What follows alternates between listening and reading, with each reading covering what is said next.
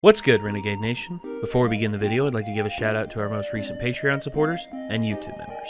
Rened Vouchy 126, Longfoot, Austin Baker Golf, The Mysterious Midnight, Tatcat, Don King, Casey Merritt, Gino, Layla M, Lorenzo Baxter, Richard Cardamone, Disgruntled DM, Sergio Talamantes Flores, Alan Barty, Farah, Andy Jackson, Jesus Pereda, Alexander Thomas, Justin Fountain, Willie Boughton, Vocaloider 97, Kalen Fisher, Redemption, Trent Dragoo, Oryxon, Golden Gear Grinder, MZ, Marvoius, Brea Rose, Austin, Tony Schuyler, Anon Omit, Warner, X Nova X Knight X, Jacob Dimmler, Richard Black, Abigail Stember, Christopher Heckel, Chris O, Elijah Moffat,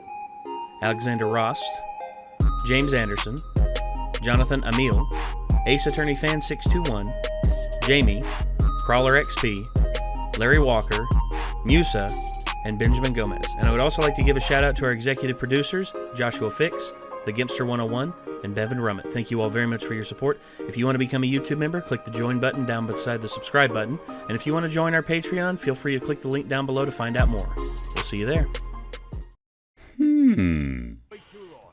Get around my I didn't know you could do that. Damn it. Got owned by a guy named Duke. Oh.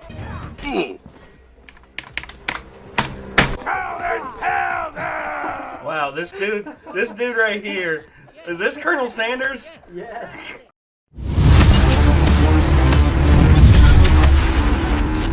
First time I remember ever seeing a Player's Choice moniker on a box was, I believe, on a Super Nintendo box. Forget exactly what game it was, but I remember seeing that little gold emblem up in the corner, and just oh, this is a very highly touted game. People must like this one. And then, throughout the years, the PlayStation one, this is the thing, as I've gotten older and, started curating games and started getting, I know that people prefer the ones that don't have, the greatest hits or Player's Choice or, they prefer the original, the original release label. For instance, the black border for PlayStation 1 games and not the green greatest hits lining. Instead of the red greatest hits one on PlayStation 2, they prefer the original black top. And yeah, for Xbox, I believe it was the same. I think it was a Player's Choice as well. Gosh, and Player's Choice, I think it just goes to show greatest hits and shit like that. And I think that's cool. I think it's really cool that companies sort of re-release games for, on a much more, touted scale. Hey, this is the greatest hits. This is one of our greatest hits. Give it a shot. See what you think. It can be overused, though. It can be a little bit just eh. But, yeah, Scott the Woz has a video here about Player's Choice. And I'm interested to see, a lot of people, The initial reaction we get to Scott the Woz videos is, we get some people who like it, some people who dislike it, but overall, yeah, a lot of our fans really like us watching Scott the Woz, and I hope Scott doesn't mind. If Scott ever comes out and just says he doesn't want people reacting to his stuff, then we'll stop. We'll probably delete all of our previous reactions. I mean, that's kind of how we operate. I try to not. It's the fact that I don't want to step on anyone's toes, even though we are within our rights to react to stuff that's on here. It's really up to the artist who is putting this out there if they do not want us to react. We've been contacted in the past over this. If people do not want us to watch these, we won't. At all. It's friggin' a Terminal Montage. We also had Smarter Everyday contact us. We've had several people contact us and say they don't like us reacting to their stuff, to which we've always responded with, okay, that's fine. And we just stopped reacting to it because this is the internet. There's a multitude of videos out there that people want us to react to. And yeah, this was one that was requested on our Discord, and I'm always down to watch some Scott the Woz. I find his content to be very, very entertaining. So let's get this up on screen. Let's see what happens. Here we go. This is Player's Choice by Scott the Woz. Wow. God, this makes me feel old. Hey y'all, Scott here, and welcome, marketing rats. This is Marketing 101, the 101st edition of our marketing tutorials. Today I'm going to show you how to successfully market that Nintendo GameCube game that you're selling in 2018 marketed. Thanks for learning the ins and outs of marketing with me today. If you choose to purchase our next video release, I'll show you how to put a down payment on a house with just your signature on this piece of paper. Yeah, I was in the video and even following the directions. I don't know why. I came out with bread. Mankind has achieved a multitude of amazing things, putting a man on the moon, the Great Pyramids, the continuous evolution of the sciences, but for some reason they made Player's Choice f***ing yellow, so might as well start over. Listen, man, I do dig a hearty video game from time to time, and a good portion of that dig ratio is definitely playing said hearty video game. But once you're done playing it and put it back on the shelf, that's how it'll look for the majority of your life, sitting there. Mainly serving as a conversation piece or incredibly expensive decor until you decide to pop it back in again. So I usually really do care on how the spine of a video game looks. I mean, I never won't buy a game because the spine is screech-inducing, but whenever I pick up a new title, the spine is one of the first things to look at because well, that's how it'll look like when it's on my shelf. And let me tell you, I can't get enough of that darn consistency. If a video game library's boxes all line up with each other, oh boy, there's truly no other feeling like it. I know, I've talked scoliosis enough in the past. I'll make this little spine tangent as brief as I can possibly make a spine tangent. Take the PS4 games, for example. They all have the same PS4 headers followed by a custom spine featuring the game logo and art. The fact that they all have their own custom art and logos with the same PS4 header, wow. Similar situation with the Wii. Most game boxes are all white with the custom game logos. They just look really nice altogether. Yeah, some games have custom colored boxes like New Super Mario Bros. Wii's red one and Mario and Sonic at the London 2012 Olympic Games' yellow one.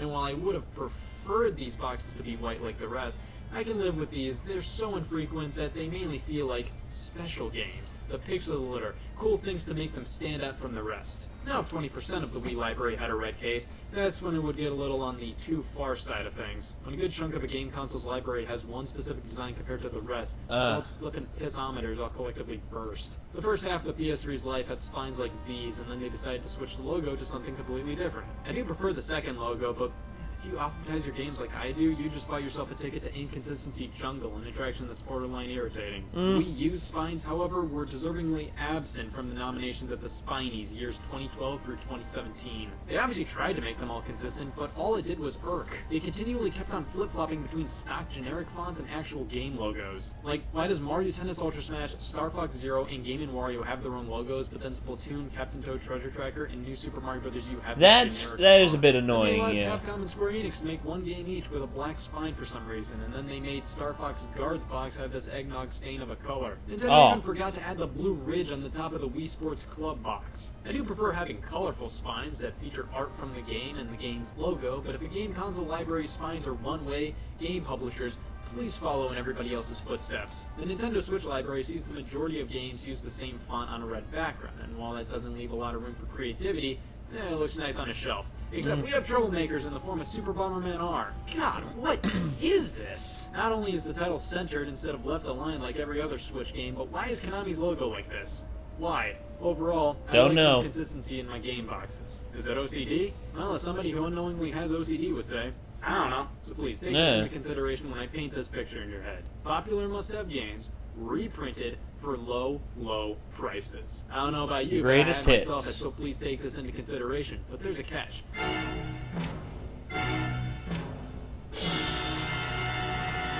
There they are. Looks miserable. This isn't a game, it's what people hold up in mugshots. Player's Choice, Greatest Hits, Platinum Hits, Nintendo Select, Sega All-Stars. They go by many names. Platinum Hits. Platinum Hits. Okay, that's what Xbox's was. Could not remember for the life of me.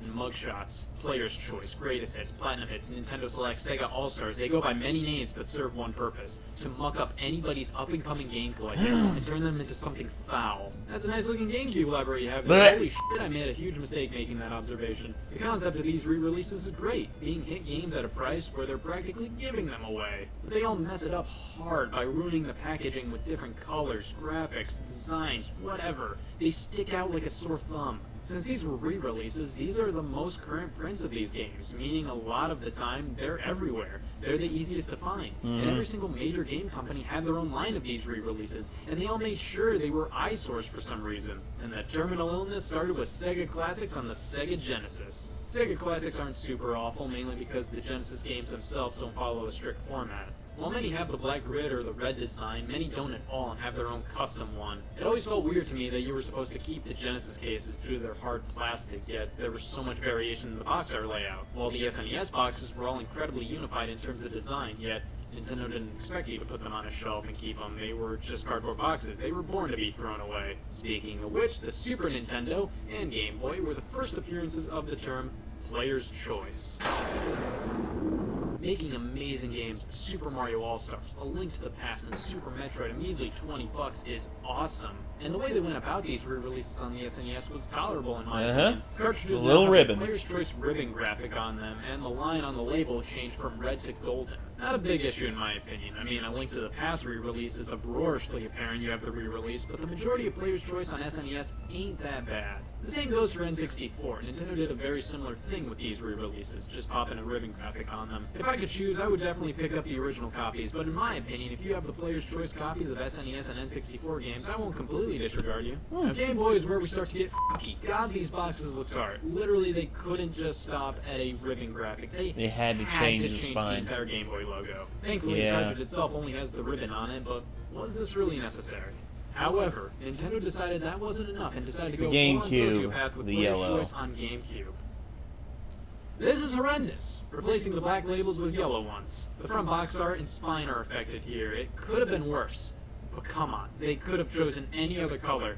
They chose yellow. The only thing I can think of for the reasoning behind the hard color change is that Nintendo believed that consumers would be attracted to the yellow, as it would yell to them saying, "Hey, I'm a best-selling game at a crazy low price." The thing is, I don't think any consumer knew why these games were yellow, and I think if anybody had an option, they'd go with the black GameCube games because that fits snugly with the rest of their collection. Also, from what I've heard, games can't yell. It's like Nintendo has the mentality, when a consumer sees a Player's Choice title, they know they're in for gallons of joy at a price to die for. No! Nobody thinks that! Just the fact that these games are at a low price should be enough to grab a consumer's attention. Why'd they have to smear yellow all over the place? And at that point, why not just add a graphic to the front cover and call it a day? Why the spine, which nobody would see in most retailers? Why does it have to be obliterated in this process? The Game Boy Advance had the right idea. It had the same Player's Choice graphic, but it was only on the front cover and nowhere else, not on the spine of the box. And even then, most people threw the GBA boxes away, so with these things, I would have been more than okay with the disease spreading to the spine. But nope, they had to put it on their home console with cases people actually kept. Even though I hate the yellow Player's Choice label with a passion, I'm still stuck wondering who got it worse, the US or Europe? Huh. Nintendo moved on from Player's Choice and now refers to their budget gaming line as Nintendo Select, starting with the Wii and continuing on with the 3DS and Wii U. These, I'm way more into. The spines only have a small medallion on the bottom, and that's cool with me. It's not jarring, and many games have a graphic on the bottom like this anyway, so it doesn't stick out hard. I mean, if I have the option, I definitely trade these out for the original prints, but I don't have a problem sleeping at night with these games in my collection. Japan never got Nintendo Selects or even Player's Choice. Instead, they have the Happy Price selection for the 3DS, which, hey, if you want to feel like you're buying a puppet show instead of a game, the Happy Price selection has it covered. Nintendo DS never had a Nintendo-managed budget software lineup, but that didn't stop Konami from re-releasing their own games under their own alter of packaging. This is the kind of box art that raises more questions than answers. The disease spreads further. So many packaging. The green label. Look, I remember that. I remember that right there. Because here's the thing, I tried to buy this copy of Castlevania Symphony of the Night from this guy I knew, who I believe was trying to sell it for like $25, and it was the original black label. I was no greatest hits, just OG black label, and I was like, oh, I want it. Please give now. And he was just like, well, why do you want it so bad? And I'm just like, dude, I've been looking for this for a long time, and I've been looking for like the black label. Can I buy it? And he's like, $45. I'm like, oh, come on, man, you were selling it for $25. He's like, I know, but now that you want it, it's just like I'm just like, dude, come on. And he was like, 45, and I'm like, all right, whatever. And still haven't contacted him back about it. Probably won't, because, you know, when you originally have an agreement on a price and then all of a sudden he jacks it up because all of a sudden you want it, I mean, that's kind of a dick move. Anyway.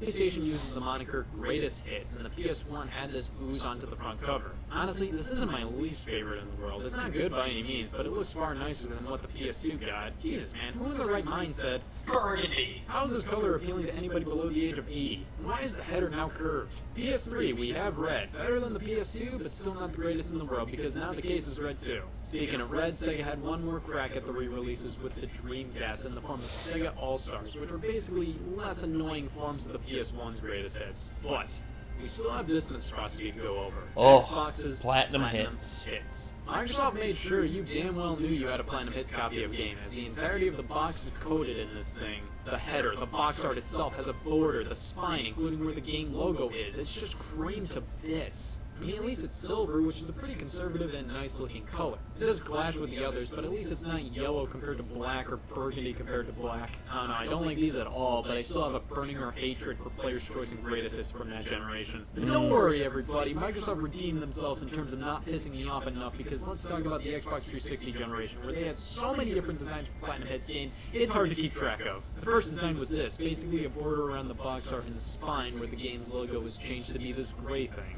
Honestly, not that bad. It doesn't really stick out that much in comparison to other games. Then they change it to this, where Platinum Hits spreads to the header and enlarges the spine's header as well. This one is gross. I hate the fact that the 360 header on the spine is way longer than it needs to be. After this, there were a few Platinum Hits that just had a simple logo on the front cover with nothing else, and my god, this is how you do it. Just a little graphic on the front is fine, it's perfect. After these non-complaints, Microsoft went back to the drawing board and came back with this.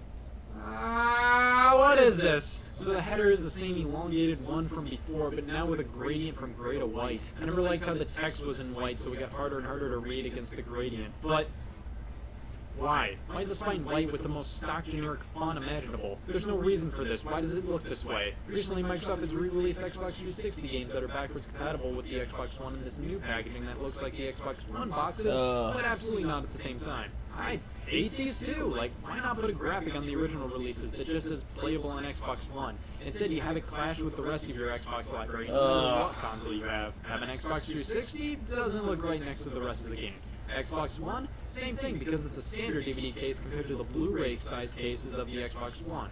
There is no reason why these re-releases should stick out this badly. And you know what's even worse? Some games were exclusively released in this packaging. Pikmin 2's Wii release took a while to get here in North America, and when it did, Nintendo slapped the Nintendo Selects border on it. Why? This game was never released in North America. How can it already be a Nintendo Select? Some people go for complete sets of these re-releases, and you know, that must be a fun thing to collect. Good on those people. But for everybody else, if you just wanted to play Super Mario Sunshine and have the Player's Choice copy, it looks janker than jank next to the rest of your games, and it doesn't need to be. They didn't have to change the look of the spines, they didn't have to change the color of the cases, they could have just popped a graphic on the front that said bestseller, lower the MSRP, and call it a day. But the fact that they went the extra mile deserves a solid shake of the fist. And thus, it was torn, it being that, because that tears it. I'm gonna form a strongly worded verbal letter to Nintendo about these roadkills re-releases. Hey, Nintendo! Why'd you have to make Player's Choice so lame? Well, sir, it was the player's choice. Oh, God. Even worse. We did this. Yes, we did, Scott. By purchasing the games. That's what we did. Good God. So, okay. Yeah, drop a like on that. So, yeah. Scott the Wise. Let's see. I thought I was already subscribed to him. Oh, yeah, I'm subscribed to my personal channel. So, yeah, there we go. I'm officially subscribed to Scott the Wise. So, alright. So, God, Jesus. I don't know what else to say except for just holy hell. Scott the Waz, ladies and gentlemen. What can you say? The guy is legit, like, hilarious. And also he brings up a lot of really good points, and Scott's very OCD from what it seems, and his OCD, it would drive me crazy too. I mean, I'm not as OCD. I'm really not. I mean, I know I've got, like, a bunch of stuff stacked up back here, stuff, like, lined up on my walls, but there's no real discernible order to it or anything like that. I just threw it up because I thought it looked cool. I mean, I got Marcus on one shoulder, I got Nogla on the other. I've got the Renegade fan art above my head. I've got the ERB stuff up here, all over this section of the wall. I've got my U2s right here. I mean, of course, I've got artwork by the fans up here as well.